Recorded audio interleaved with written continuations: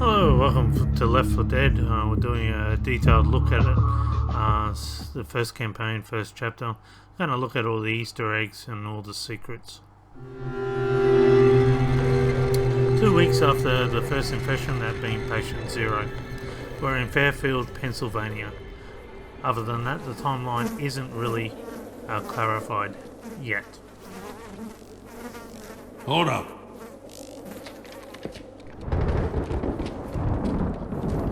Ain't seen anything like this before. Jesus, don't let that stop you from smearing it all over yourself. They're changing. God damn it, Bill! Oh, it stinks! So that was Boomerbowl. Bill had never seen anything like that. The survivors here claim that Someone's still alive. they don't really recognise the cry of the witch yet. Over there. Bill will notice that she's light sensitive, though. Hello? Hello?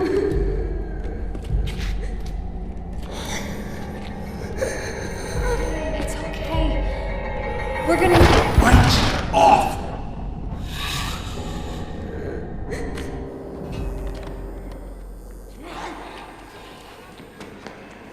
Oh, shit! Shit! They're coming!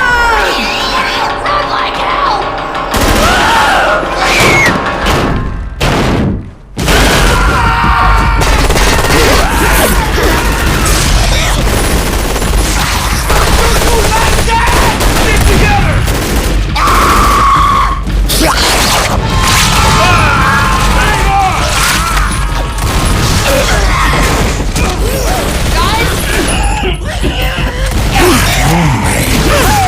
Merry Christmas.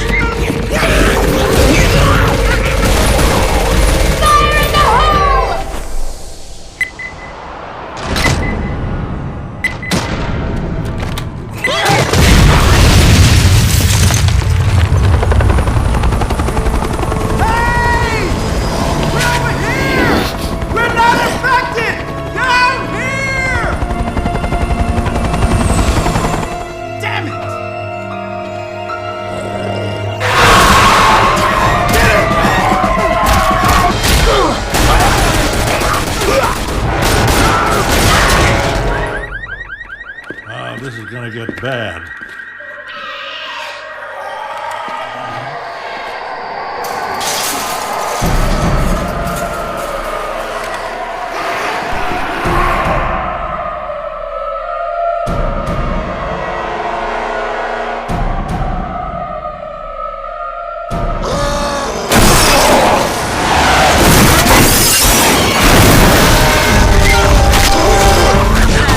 Run or shoot. Run or shoot!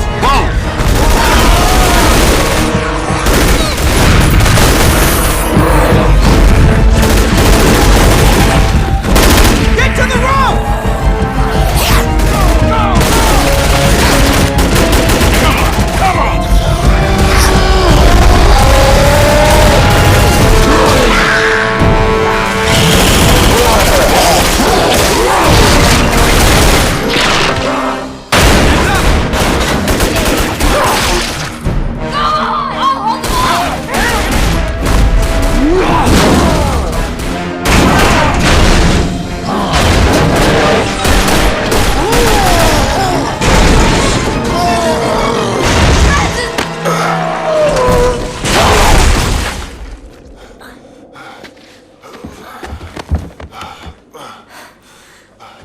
Well, Valve definitely know how to make animated We scenes, made it. don't they? I can't believe we made it! Son, we just crossed the street.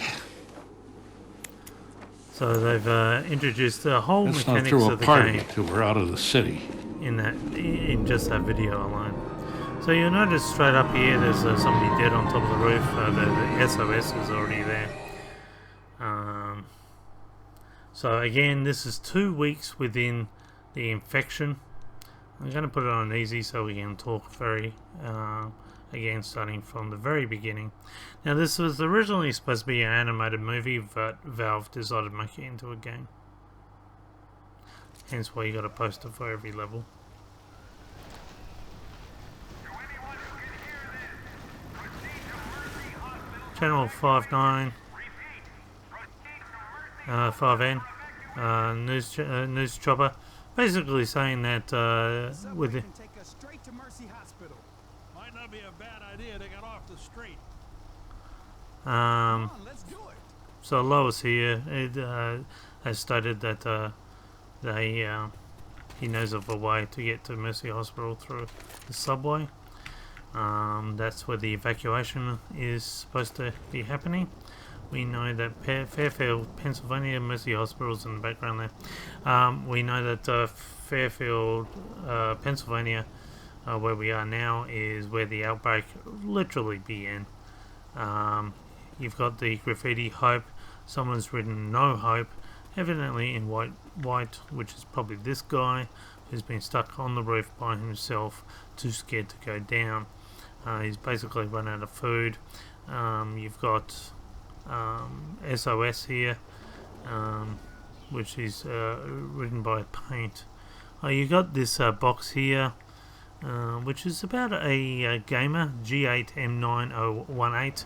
He appears on, I think it's over 250 servers. He's a bit of a mystery gamer that Valve has been looking at, and you'll find a website dedicated to that mystery. You can just jump off the roof. When the game first appeared, you were able to push people off the roof, but they stopped that from happening because it was causing too much grief. You'll notice the sky is a bit more lighter now than when the animation scene, meaning we've been on the roof for quite some time. This is quite profound because ultimately in the animation video, they never use any of the terms that we use, such as hunter and smoker and so forth. So it stands to common sense, if they saw these special infected for the first time ever, that they've come up with these names here, so that they can easily tell each other what they've seen and get prepared for that, so that they can quickly deal with it. So they've probably come up with the code book themselves. On here you'll find the US Army Survival Guide, which is quite interesting really, and this guy's evidently been reading it, hence why you have these weapons up here. And the reason for that, we'll soon see, is because of the military. You'll also see Simon Dairy Products is quite profound around here, and that might have a bit of a reference later on as well. So let's get straight into it. Bang. Well, we're gonna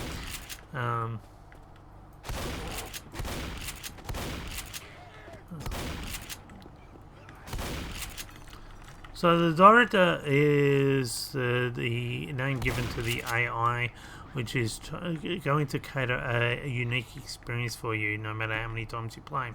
Here we have a reference to the Team Fortress 2 game. Collect all 10 classifications. Of course there's only 9 in the game, so the other one is probably the civilian. You've got this picture here where my crosshairs are, is of the Dota in Half-Life 2. So there is a false wall behind that with a whole room of infected. Just take care of him now. Well, I've got a chance. There's not really anything over there, so we're going to come straight down. And I really want to get up into this room here.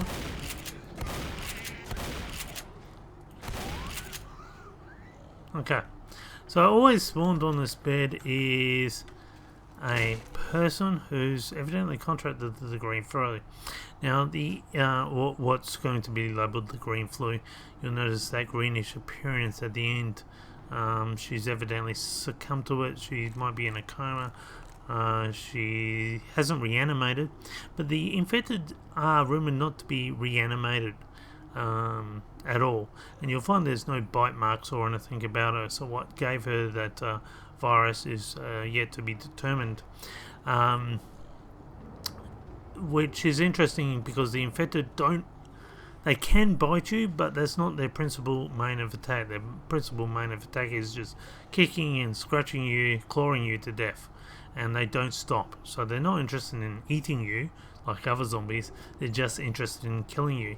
Again, this is because it's a mutated form of the rabies virus.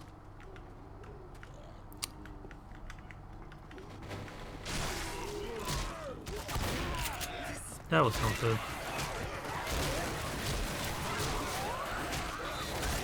So we'll talk about the Boomer and all the special infected in another video. So I'm not going to principally create them here. And even on easy, the director will keep spawning hordes at me. So that doesn't change. With that newspaper that we saw before, you would have seen that it was called The Terminal. Again, no hope. You got a timeline here, 8:25, whether it's AM. I would say so because the light got brighter. Unless if we spent a whole day up here and it's returning back to night again.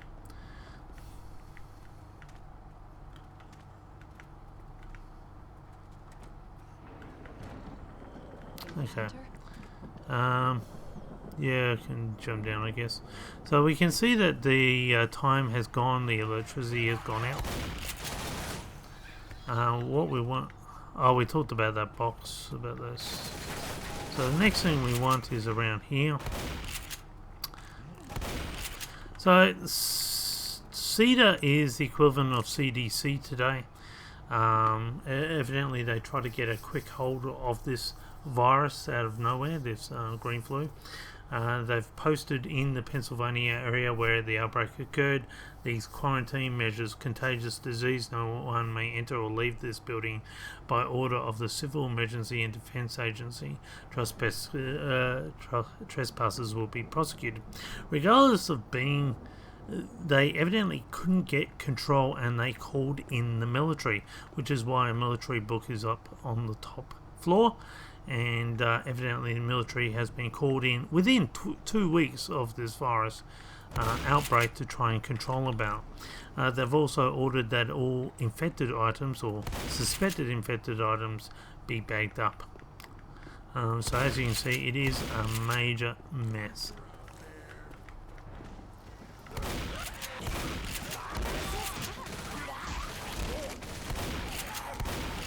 So this is the staircase that fell down by the tank. Virus 1, I'm not sure what that is referring to, because it's definitely category 4 virus, the most deadly virus, no cure, but it could be of the virus 1 family. Again, you'll find that again, these things don't stop. Again, every building has these.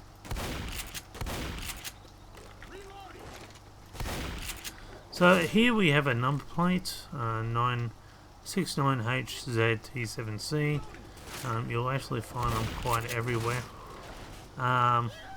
which is interesting because if you play a Stanley Parable demo, they will have the same number plates, and it's probably an Easter egg on the Stanley Parable thing. You'll see that the basements are well stocked up.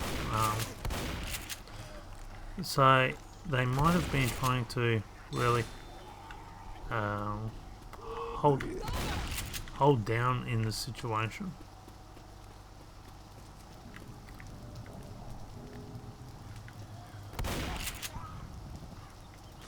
Here you got a reference to Romero virus in July for some reason. It's definitely not the Romero virus. The Romero virus is basically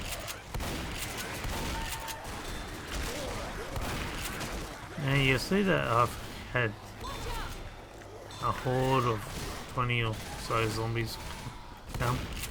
We'll talk about these hordes things in a moment.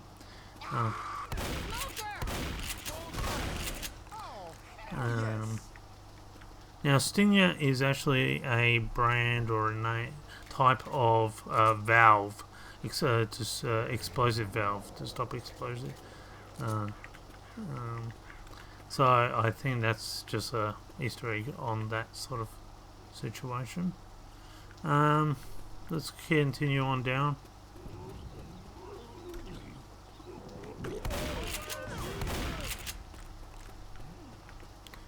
So they've evidently used the police at first before the military, which was used in order to try and fence in the situation, but they evidently couldn't quarantine the situation to the best of their ability. Now you'll find some military people down here, so you'll find that the infected, the panic infected, are all in accordance. So I'll have that police uniform, the civilians, and also they've lost their humanity. They're basically just there to attack. That's all. You'll see some people even tried to do business even in that 2-week sale. Again, asking for non-affected people. But and here we have Give Blood. So the Mercy Hospital, the place where the evacuation is, was taking blood donors like there was no tomorrow. Trying to get trying to get a handle on the whole situation. Down here again we find that it is actually the Simon Dairy Products warehouse. So because the community was so close, now later on we'll find out that there is a bovine connection, livestock connection, and if that is the case, and the dairy products through milk, cheese, etc., it might explain why this Fairfield area got infected as quickly as it did.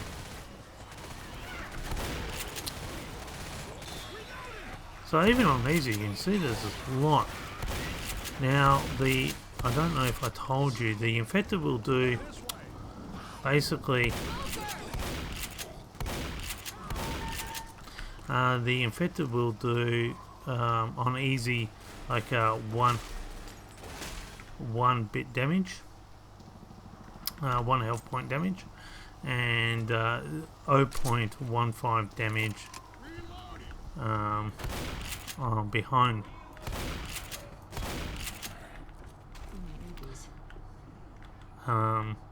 Now what's on expert is actually 20 health damage from each attack and 10 from behind. So you can see how when it comes to expert how much more deadlier everything is. Now you get what's called panic events.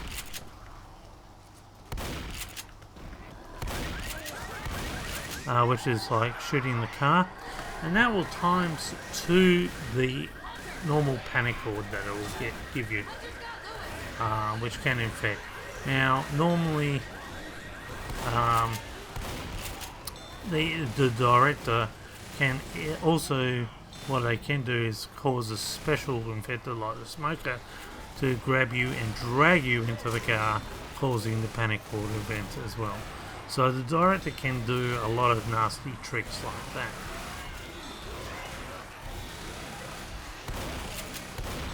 Now, why the normal infected come after you, it's hard to say, but it's often in line of you just lingering around and so forth. So it takes time for it to reset. There we go. Safe house ahead. You'll notice this scene. This is the common symbol on a safe house.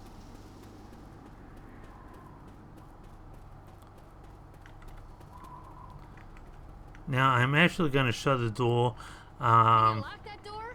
so that it cuts off. You'll notice the stuff on that side. Nice. The safe house doesn't change. The only thing it does is move the furniture from one end to the other. So it allows me to be able to talk about the safe house without it affecting.